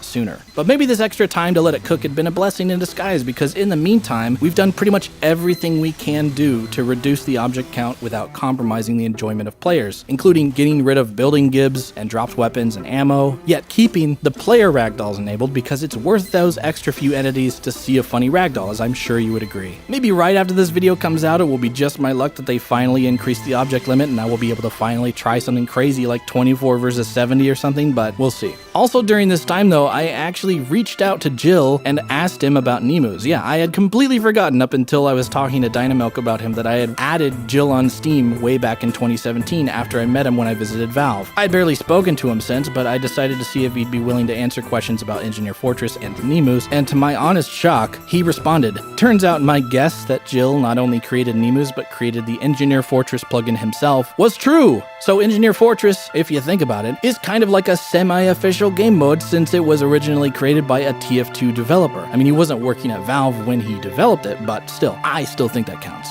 Jill also confirmed to me that his experience working on Engineer Fortress and other plugins that he had developed for his servers was a contributing factor to him securing his job at Valve working on TF2 itself, which I think is pretty awesome. I also asked him why Nemus shut down, something that its old player base never got to know, and he told me that it was just because it waned in popularity over the years, which gave him less and less of a justification to maintain it. Now, according to the people who played on the servers when it was up, it seems like they don't really agree that it was too unpopular to maintain, but that's just what was said, and I didn't want to press the issue further. Knowing that Jill has long since moved on to work on projects other than TF2 at Valve, it wouldn't surprise me that the underlying reason for Nemus' abrupt shutdown was just not being interested in maintaining a more than decade-old TF2 server when your current interests are not TF2. That being said, as could be stated about all TF2 devs, communication to the players would have been greatly appreciated. But on the bright side, waiting on Valve has made popping into 1000 Uncles very fun for me, since the servers eventually generated a pretty solid group of regulars as well as randoms who have no idea what they've stumbled into. It's been super fun to watch people play 1000 Uncles for the first time, whether it be the people who join off of the server browser out of curiosity or fellow TF2 content creators that I've shown it to on a whim. What is this? I'm gonna make you guys fight 40 of me. Oh yeah, okay. We can have tellies in Spawn. Mode in a competitive format. Yeah, I'm already brainstorming my roster. We're doing it, lads. We're doing it. Oh my God, there's so many! I'm out of ammo! I'm out of ammo! My God, there's just a sea of Uncle Danes. Dude, it never ends. It never ends. They're just always working. Go, go, go, go, go, go, go! Clear the point to the limit! It is now. It's now or never. This is the point. I got a little bit. I got a little bit. I'm hiding on the point. No! I got it. I got it. It's just on the right. It's just on the right. Hide in one of the corners. Big triangle. Oh my God! Oh my God! Stay out of it! They're on the point. They're trying to defend. No! Is this him? It's him! Thank you. Thank you. All right, now we can win. Now we can win. Come on! Go, go, go, go! I'm on it. Yeah. Come on! Ooh, I'm dead. Supporting from the back line. Supporting! Yeah. Oh my God! Yes. Come on, let's clear the point! Clear the point! Yes, let's go! Oh my God! It's too fun. Why is it so fun? After this, I'm not gonna say the word uncle for like 3 days at least. Now, one of my favorite things about 1000 Uncles, hands down, is how specific the metagame is in order to effectively part the Red Sea of Uncles. And oftentimes, there are certain weapons that see limited use in casual mode that are must-picks in 1000 Uncles. I want you guys to eventually play it and discover some of these things yourselves, but I will briefly talk about each class here and what kind of things that they can do, and what unlockable weapons they can use that are fun and effective, starting from what I think are the most powerful classes to the least powerful in 1000 Uncles. We start, of course, with the Demo Man. Being the engineer's hard counter, it's no shock to know that the secret to beating this mode quickly is to have like 4 or 5 Demo Men on your team, but it's not all about spamming pipes because the Uncles can pretty easily out-heal direct pipes hitting their sentries, so it's actually just all about sticky bombs. And since sticky spam is largely ineffective, the Scottish resistance is pretty much a straight upgrade here. In general though, this mode is pretty good practice for getting your angles down on Demo Man, which is bad news for me when I play regular TF2. We need to all put stickies down and then count to 3 and then right click. The second most powerful class in 1000 Uncles is, believe it or not, the Engineer. Well, maybe it's not that surprising if you play a lot of MVM where it's practically required to have an Engineer just for the dispenser, but in the case of 1000 Uncles, it's not much different. Dispensers and teleporters are essential to maintaining a foothold on the front lines, especially with just how much ammo your team expends, sometimes to the point where in order to be able to push a point, a dispenser needs to be literally up a pair of heavies' butts. But your own sentry gun is also one of the best ways to prevent Uncles from retaking an area after their hold goes down. Oftentimes you will be the sole player holding back the masses as your team is able to push the objective. The Wrangler is also very good at clearing out nests at a distance. 2 Wranglers is basically a guaranteed way to clear out an area, in fact, but unfortunately if you're a shotgun lover like me, there is practically no use for it in this mode, so the Rescue Ranger is pretty much the only thing worth using. Soldier is next, and you'd think it's because he has the direct hit, but actually I think the DH is a bit of a noob trap in this mode because, well, the Uncles can just out-heal it with their super fast wrenches. In reality though, splash damage is king. The Uncles tend to all build in the same kind of areas, so you can get a lot of mileage from just spamming a clip of rockets in their general direction and knocking them out of their turtling positions. I'd say that pretty much every primary unlock the Soldier has access to is either fun or effective, even the Cow Mangler, which you'd think would be useless against so many buildings, but that charge shot can actually come in pretty clutch, surprisingly. But the real power that the Soldier has, in my opinion, are his banners, which he can't charge over the buildings, but there are so many Uncles running around that it's not hard to get it charged anyway. And as a result, you can have a constant rotation of 3 or 4 soldiers just blowing their battalions in buff banners, and it's incredibly useful for pushing in. Spy's up next, and despite him being the only class that can easily approach the Uncles and kill them without getting demolished, he's only 4th on this list because he's still, at the core of it, a single target class that is being pitted up against 40 enemies all at once. You know, if you want to play Spy, your Eternal Reward might actually be good here. Unsurprisingly, the Your Eternal Reward is literally the only knife you can use, since undisguising near a dozen sentry guns is a pretty bad idea. Oh no! One stab miss and it's over. But in general, Spy is the most effective when he stays away from the large groups and focuses on taking out smaller outcroppings that are giving the team trouble due to a weird angle. Against 4 or 5 of them in an isolated area, Spy is very good, but against a horde of a dozen or more of them, not so much. They will bump into you, they will notice you stabbing them, and they will all open fire on you at the same time. Medic. Normally, the most powerful class in vanilla TF2 simply because of the ability to uber charge, but on a map full of sentry guns that have so much knockback that you get flung into space upon approach, it's not nearly as overpowered here. Oh, I'm not going to survive the end of this Uber. Oh my god!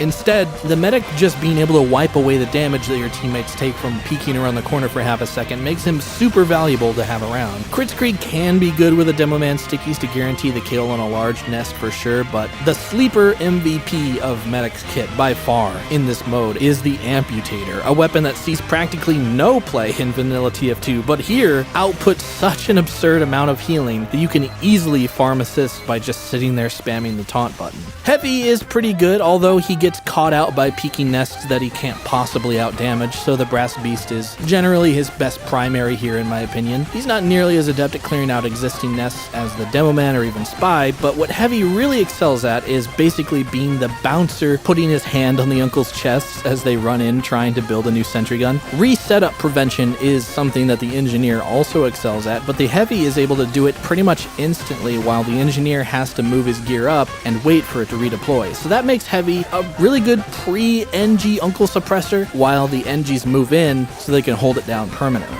Alright, Pyro, to nobody's surprise, is kind of near the bottom, mostly because even with an Uber charge, only 1 or 2 sentry guns can completely stuff them. Now, in specific instances where there are no sentry guns built somehow, a Flog Uber can sometimes go absolutely insane, but pretty much any power class can excel in that situation. I've seen some people use the Dragon's Fury, though, to middling success, since it can penetrate buildings and kill the uncles that are hiding behind the wall of sentries. But I think the sleeper pick here is the Scorch Shot, which doesn't really get kills as much as it just completely disrupts the shit out of the TF bot AI. Not only does it knock them around like a pinball, but when a bot is on fire, they are coded to sometimes try and find a health source. If there are no dispensers nearby, that means that it'll leave its sentry gun for a while to recover, leaving your team open to take out the gun. This is one of the most effective ways to unchain an uncle from their turtle mode lifestyle, and in my opinion, it's super underrated, even though from a fragging perspective, it is kind of underwhelming and it's not really that much fun as other classes can be. Sniper is only second to last on this list because it's entirely dependent on the map. Some maps allow for him to set up and just snipe away, ideally with the Bizarre Bargain or the Hitman's Heatmaker, but a lot of the time, killing a single uncle every few seconds when he's just going to come back by the time you take care of the buildings he left behind is not super effective. However, I will say that it is still pretty fun. Here's a clip where Spy body blocked a bunch of them inside of spawn, allowing me to get a crazy Machina collateral on them. Also, the Huntsman is surprisingly effective. Scout is here. Yeah, Scout is definitely a class that you have the option of selecting if you want to. But yeah, Scout is dead last on this list because honestly, he's kind of useless in this mode. I mean, if you think about it, they had to give Scout an entirely new class role of Money Getter in MVM for him to be worth picking in that mode. But that is not the case here. Bunk is something I've seen a lot of people try, but it's sometimes hard to tell exactly how useful something like that actually is. I can't even tell if bonking helps in any way, but it takes less Can brain you like cells. bonk and You've dedicated yourself to this bonk theory for longer than anyone I've ever seen. After a year and a half of working on this side project on and off, we finally were able to slap the 1.0 sticker on it and updated it to the version that you'll be able to play right now, but only after I'm making a few more final changes to optimize the balancing. The main ones to mention here are that they don't build teleporters anymore, since they hardly ever used them, they often got stuck on them, and they contributed to the overall object count for basically no value at all. We also figured out how to get rid of Spy back capping because, well, back capping is just no fun. It just goes against the spirit of 1000 Uncles, so you can't cap a Spy for 20 seconds after another point has been capped. Sorry, not sorry. Oh, and I've been experimenting with trying Halloween maps out lately. The ones that stand out so far as being actually pretty fun are Ioduct and Ghost Fort. These maps, however, are often a complete toss-up between the uncles getting trapped in spawn after the truce allows blue to easily set up a spawn camp, or the entire blue team getting completely rolled by Marasmus. Oh my goodness. Oh, and just so you guys know, by the way, strange weapons don't count kills against bots. So no, this is not a strange weapon farming server. However, strange cosmetics cosmetics and some weapons do count points or times used or whatever. It basically works how it would work in Man vs. Machine. Also, you can get achievements for playing on this server, and if you are a stickler for keeping your in-game stats realistic, then you should stay far, far away from 1000 Uncles. I personally don't really care, but I thought I'd mention it since some people do. Also, I feel like people have probably been thinking about this the entire video, but as the original Uncle Dane, I can join the red team whenever I want. In fact, Moonly made it so I am the only person who is allowed to do this, as the command is tied to my Steam ID. And yes, I have used this ability for evil. It's taking a while because we need more people on the right side. Wait. Oh, you fuck! God damn it! There's a player in the red team. What? Yeah, it's 5 golden.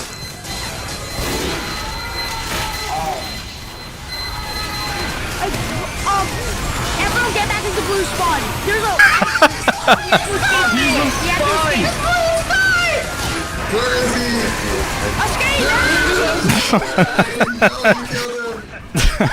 Why can't we escape? You can play 1000 Uncles right now. We expanded the server count in both regions to try and accommodate for the large influx of players after this video, but I highly recommend that you check it out if you're looking for a good time in TF2 outside of casual mode. And if you find yourself playing on Uncletopia a lot, I would encourage you to consider subscribing to the Patreon, because the servers, well, they cost a lot of money out of pocket to run, and I appreciate all the help I can get, since I don't really plan on ever polluting my servers with annoying in-game donator perks or advertisements. So if you want to ensure Uncletopia stays up, the best thing that you can do is subscribe to the Patreon to support the servers directly. But yeah, that's it. I just wanted to say thanks for watching my video, first of all. Thank you for enduring the chaos and the madness and listening to my rambling. There are still so many things that I never touched on in this video, like King of the Hill. That's a whole thing. That's like an entire other subject. But once that object limit update drops, 1000 Uncles may be expanded even further, to the point where a part 2 of this thing may be in order. So we'll see. But yeah, I appreciate you guys. Thanks for watching, and I will talk to you nieces and nephews next time. Bye-bye.